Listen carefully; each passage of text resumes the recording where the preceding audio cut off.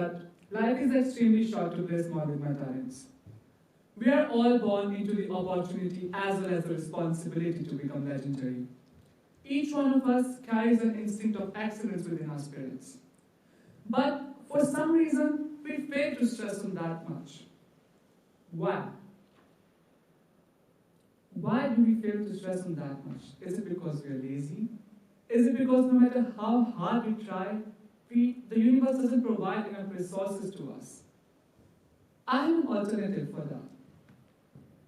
It's because our brain is programmed in a way which subconsciously stops us from achieving something grand when the opportunity presents itself. Can you relate to this? Because of this, it makes it very easy for a person to deviate from their goals. If you think about it, not working for your goals is actually more difficult than working for your goals because of the trauma, the pressure you have going on in your head. So let's think about this whole situation from a very broad perspective. What's the most important thing in a person's life? What's the one thing that distinguishes me from someone else? What's the one thing which keeps you moving forward every single day? It is our goal. It is not succeeding in our goals, that's what matters, but working towards your goals. That is what's of huge importance, huge significance. Especially in today's modern digital world, a person is no longer identified by their looks, by their culture, by the race or the country they are from. I think people will be more attracted towards a person because of the thing they are working on, their goals, instead of their background. And since now we've established that it is the person's goals, the things they have worked on, the things they are working on, that's what matters. That's what's of huge significance. That's what's of value in this world, and that's what will make you the protagonist of your life story. Let's find out how millions, if not billions of people still fail to achieve their goals and still fail to leave a mark on this planet. The reason for this is simple. They just couldn't keep themselves on track for long enough to achieve their goals. In today's talk, I'm going to tell you exactly how to achieve your long-term dream vision by just undertaking a few small steps. Not convinced, huh? I can understand. In today's world where you can literally find a step-by-step methodology on getting successful, which sells for as low as $1, what makes this talk? What makes me different? Well, to answer that, today, I'll be using findings from neuroscientific research and concepts from philosophy to make you aware how you are, subconsciously, not intentionally, missing out on life and your dream vision just because of your rigid mindset.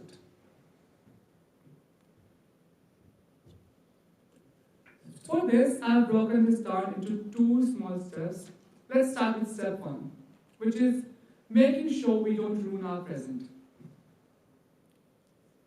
A great vision cannot be achieved in a single day.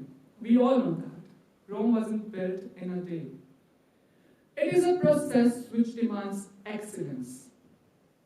Excellence, it's a word we throw in our daily life like nothing. But what exactly is excellence? Excellence is a result driven by self-effacement and attained after consistent predisposition of actions. It requires considerable sacrifice of time and your energy. I'd say it's similar to embarking on a long iterative journey with absolute dedication and passion, which consequently brings us closer to the ultimate human truth. Now you may be confused with my term, ultimate human truth, what is that? But just stay with me, it will all make sense. Coming back to excellence, in this long journey, people forget their path and gets lost while navigating in these deep oceans of collective thinking, influenced by societal stereotypes. For this to not happen to us, we need to make sure we don't ruin our present with our own thought process. So what's the obstacle here? The obstacle here is our constantly thinking brain. The brain which never stops thinking. Even while we're sleeping, it's still processing. Most thoughts that happens in our brain are actually occurring at the background without us being aware of them. And there's not really a way to turn your brain off. So to make sure we don't ruin our present, we need to understand what the core part of our brain revolves around, which is knowledge. So, philosophical definitions that you can find on Google about knowledge, but they all kind of relate around the original Plato's definition of knowledge, which states that knowledge is justified true beliefs. Think about this. Justified true beliefs. Basically, any beliefs that we have. Any beliefs that we have, we think are true, and we can justify in our own mind. We believe that to be knowledge to us. And how do we conceive knowledge? Well, there's an idea proposed by John Locke, which has obviously received various response from philosophers. The idea is tabula rasa, which states that we as humans are born without knowledge as a completely blank state, and we gain knowledge as we experience it, from the experiences we have. Another interesting hypothesis which relates to tabula rasa is the somatic marker hypothesis, which was introduced by the neuroscientific researcher Antonio Damasio. Somatic marker hypothesis proposes that the emotional experiences we face in our lives leaves a chemical trace at the backside of our brain, which are unconsciously accessed by us when we encounter a similar situation in the near future, and they help us to find a resolution. So now we can look at knowledge being gained by us from the experience we have in our lives. Since now we know what exactly knowledge is, that our brain is so worried about to constantly think about it all the time, and from where do we perceive knowledge from? Where do we conceive knowledge from? Let's understand how do we base our perception on. There are two widespread ideas around this, which I'm sure even you can relate to it on a daily basis. The first one is the consensus theory of truth, which is kind of similar to herd mentality. It states that we tend to believe something is true if a large number of people, a large group of people, or the majority believes it to be true. The second one is the coherence theory of truth, which is based on us using rational thinking. It states that we believe something is true if it matches up to what we already know. And both of this implies that we tend to believe something is true if the majority believes in it. And who is majority? The society we grew in, the community we live in, the people around us. Can you two think of an example where you might have based your perception because of the majority or because of your previous past experience? Think about society's influence on you, society's expectations from you, which is forcing you to be slave of the ongoing mass mediocritization, which is the tendency to become average. Think about its danger and how it is ruining your life, your limited time on this planet, by limiting your brain's thought process. Can you see yourself as a victim of this? Did you fall off track to achieve your goals by being a prey to these preconceived notions and standards set by the society's stereotypical thinking, or the previous experiences you have faced? To answer this, I'd like to point you all towards a very famous concept called paradigm shift, which was first introduced by Thomas Kuhn in 1962. What is a paradigm shift? It basically is an important change in the basic concepts and thinking process, which changes after a revolutionary discovery.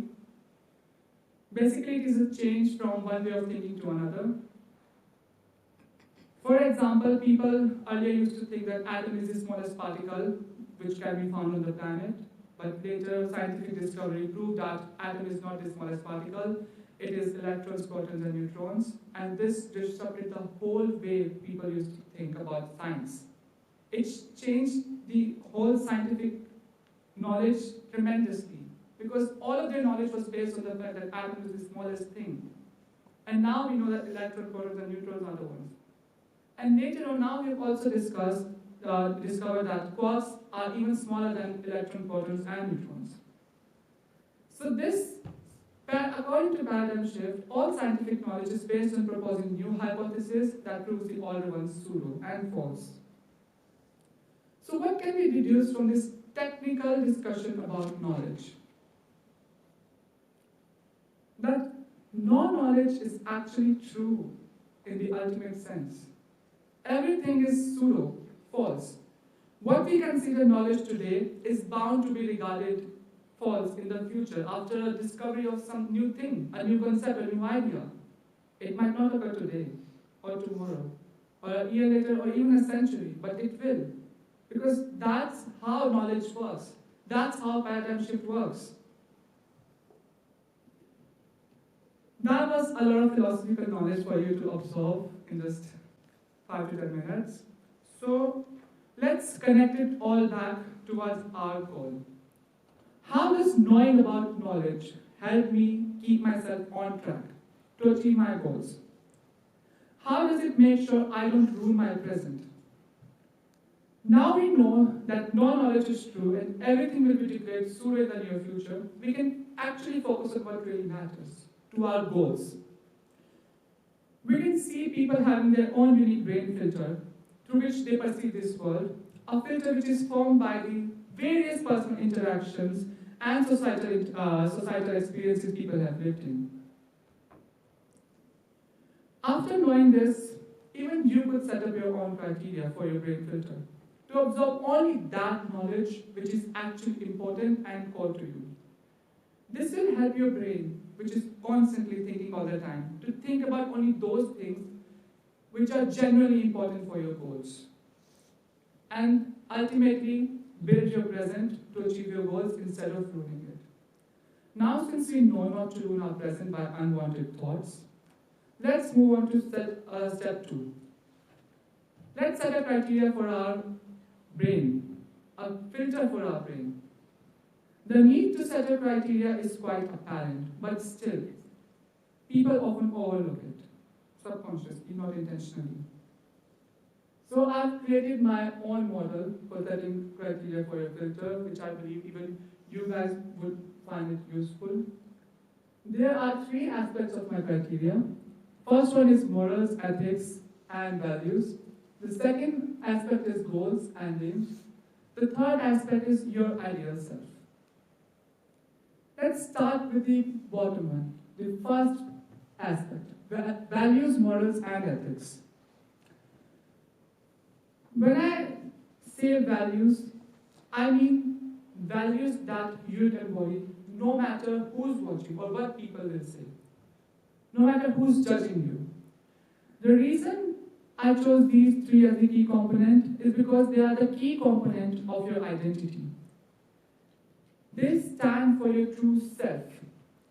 Following them can actually help you stay on track for your long journey. Moving on to the second aspect, which is goals and aims.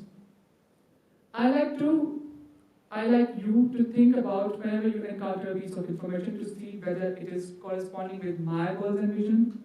Whenever you find yourself in doubt or overstressing about something and thinking about a piece of information, just ask yourself a simple question. Is this taking me closer to my ultimate goals, my aims? Asking this simple question can help you focus on what's most important. It can help your brain to focus on what's actually most important and will eventually help you stay on track. The third one is your true ideal self, which is the third aspect of my filter.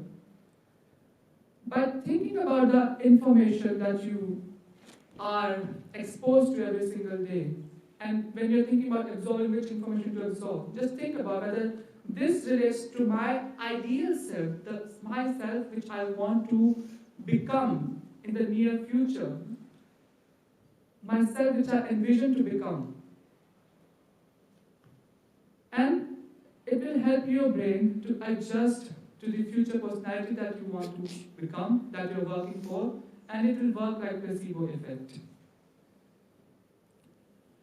To end this, I'd like to leave you all with a few questions. What would you regret the most when you are at your deathbed?